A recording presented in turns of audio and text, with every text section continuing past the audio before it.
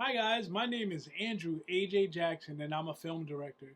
What's up, everyone? My name is Grace Juliana, and I'm an actress. And together we are are watching movies. Thank you so much for coming to our first podcast. We're so happy to be here. Hey guys, so on our podcast, we'll be talking about hot topics in the entertainment business, and we'll also be watching movies. Watching movies, of course. Movies that you can watch at home, streaming services, or movies in the theater. Which I love. That's his thing. Or retro movies. Yeah, retro movies too. You know, throwbacks. Throwbacks. Whatever you watched back in the day.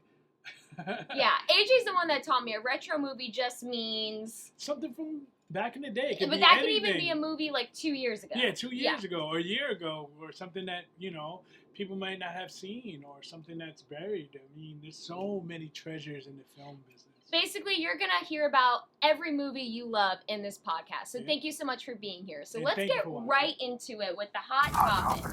Our first hot topic is Netflix going to buy Warner Brothers. Now, this is a big deal because Netflix is streaming, Warner Brothers is theater movies, Superman movies, and DC. It's a big deal, and Netflix is trying to cash out $72 billion for this. Actually, in total, it's $82.7 billion. The cash price is $72. It's a lot of money. Warner Brothers owns Harry Potter, Game of Thrones, and also HBO Max, another streaming service. So, this could really change the entertainment industry. AJ, as a director, what do you think? Well, I want to say, as a member of the DGA, I just got an email because the DGA, all the guilds are very concerned about this and what this can mean for jobs in our business. We've already taken hits like the COVID, the pandemic. SAG strike 2023. The SAG strike and WGA strike. These have all reduced work in our industry. Yes. And now all the companies are merging. I mean, Disney just consumed Fox. Yes. Right? So now, and then Sundance just consumed Paramount, and now this is just like on. And as we shrink down, there's less and less people in control and less places to sell our product. Now, the WGA, Writers Guild of America, said this merger needs to be stopped. They think this is going to take jobs away from people, but of course Netflix is saying this is going to bring even more jobs to people in the entertainment industry like AJ and myself. I'm not quite sure. It's whoever you want to listen to at this point. But Netflix's biggest concern, what they told people, is the Warner Brother movies will stay in the theater. Now, if they're true to that, does that make you happy? Well, yes, because, the theater-going experience doesn't need to die. I feel like my children... And it shouldn't die, because that's where movies were born. This is where, the theater did... even though we have big screen TVs at home, not the same. And it's not the same experience. Sitting in a theater as a kid is what made me fall in love with film.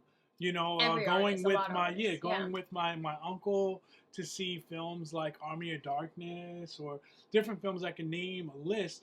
That was our thing. We would go to the movies as a new film comes out.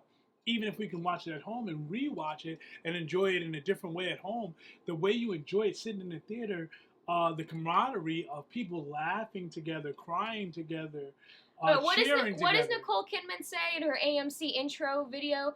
Like, heartbreak feels good in a place like this. I always remember that. And she's right. It feels good to watch different stories in the theater. It's not what you get at home. You're never going to get it from home. And this is someone who... I love streaming movies, but it is a different experience. It is a different experience. So that's a big concern because we want to keep the theater experience. I do like watching things at home too. It's convenient. It's convenient. Like the food's better. You can eat Netflix and chill. You can pause it and go to the bathroom when you feel like it and come back and not miss 2 minutes. Like, I'm going to miss 2 minutes of this movie and I got to go piss real quick. Excuse me, but okay. I said Netflix and chill, and you didn't even mention that. But we're not talking about that. But really, you can be at home and watch a good movie. Yeah, so that's not Netflix definitely brought something that was needed, because everybody's streaming now. All of these they're the godfather of streaming. They are. You know, so I respect them. Well, let's also talk about Paramount. Paramount now has a counter deal. They want to buy Warner Brothers, and they actually, their price is all cash. Their price is $108.4 billion. Jesus. They are being funded by, I know, I want that money. Yeah, they are being funded by Saudi Arabia, Qatar, United Arab Emirates, and Affinity Partners, an investment firm funded by Jared Kushner. So now President Trump wants to get involved in this, but Ted Sarandos of Netflix said that he visited President Trump and they're for the Netflix. So I'm not sure. Well, what all that? Just by the way, I just want to mention the foreign people that are involved. Right. I think they also would give away their voting rights. They wouldn't be able to vote on what happens because they're foreign, they're international. Right. So they're because their money's in it, but they still won't be able to vote in what happens in Netflix or in Warner Brothers, excuse me. You know, but I mean, I don't know, because Sundance just bought Paramount, and one company owning everything is dangerous. I feel like it's very monopoly. It's very dangerous. Like we need to have a free market, and all of these things happening are dangerous to free market. You know, free enterprise. I think you have the same feeling as a lot of filmmakers and artists. Yeah.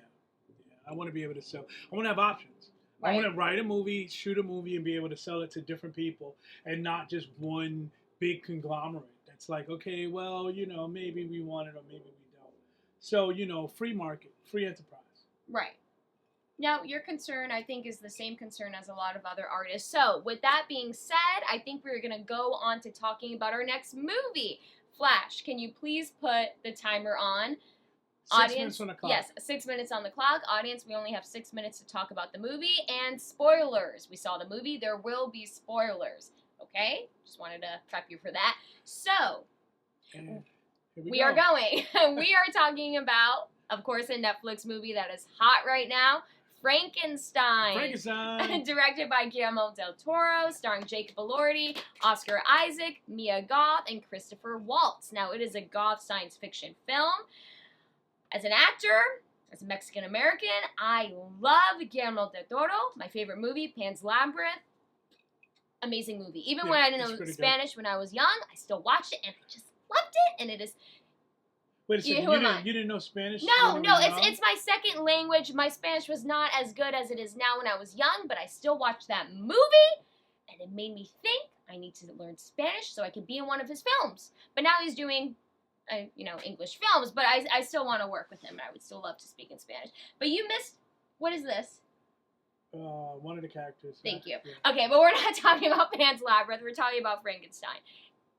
5 minutes. 5 minutes on the clock. I won't waste time. It was great. The themes, generational trauma, parenthood. I loved it. What did you think? I enjoyed it. I enjoy Guillermo because he has an aesthetic. He's a mastermind. He has an aesthetic to his filmmaking. Whereas a lot of filmmakers do. Sorry. I'm sure you do. Yeah. I know you do. I'm still developing my aesthetic look. But, Tim Burton. Tim Burton, Spike Lee. Spike Lee has an aesthetic. But Guillermo sticks to it, where it's a Guillermo film. Yeah. If it's playing and you don't know the movie, this looks like a Guillermo del Toro film. Yeah, exactly. I mean, the wardrobe. I just want to say something that really stuck out to me is early in the film, the mother has like this red flowy dress on that's just like, she stands out amongst everybody because nobody's dressed like she is, and her like red dress is like flowing in the air. It was great. And then so I really love the look of the film. The story, I love how it's broken up into 3 sections: the prelude, Victor's story, and the creature story, which was really good. It's also a story about parenthood. It's very much a story about parenthood. Victor was not treated well by his father, and Victor became the person he loathed. He became his bad father onto the creature, Jacob Elordi. I mean, God forbid. I was watching this movie. No, I am not a parent yet. But when you're a parent, you have to have patience. I feel like as soon as this guy was born, the creature created, he had no patience for him. He had no patience. All he said was one word. Yeah. Victor, which, by the way, was his name. How sweet. And he was like, you idiot, I'm going to kill you. Yeah, he said, and of course he survived. He can't die. Yeah. I think that it was unfortunate because Victor Frankenstein's actual father was cold and calculating, and he just was very concerned about his legacy more so than raising his actual son. Yes. And that's exactly what Victor did to the creature. Exactly. He was more concerned about his legacy than actually bringing the creature up. Yes, and the creature was not really a monster. He was so sweet. Yeah. I feel like in one part he was like running with like the birds, or he was being really sweet to Mia Goth's character. He had a heart. He was not a monster. The monster was Victor. He treated him horribly. He tried to kill him. Yeah, he blew up the damn house. He blew the whole house up. And that's what got his leg messed up. No, he was the monster. He became what he always hated. But I am so happy that it ended the way he did, where they forgave each other, especially the creature forgiving his dad. But it ended fantastic.